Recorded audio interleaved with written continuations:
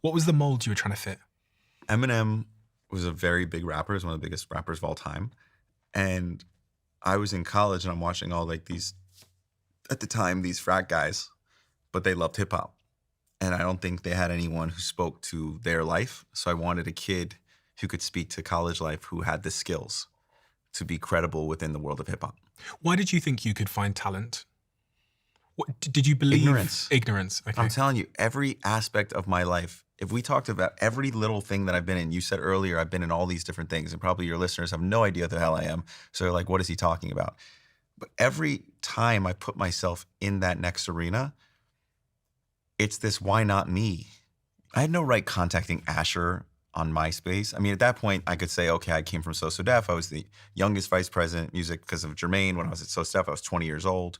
So I had the right, some credibility other people didn't have. I definitely could do that. But to tell him to drop out of college and move down to Atlanta, Georgia be the first artist on my record label, to, find Justin in Canada and convince his mom and him to be on the first plane they'd ever been on to come down to Atlanta and meet me. I mean, I was 25 years old, 24 years old. Like I was insane.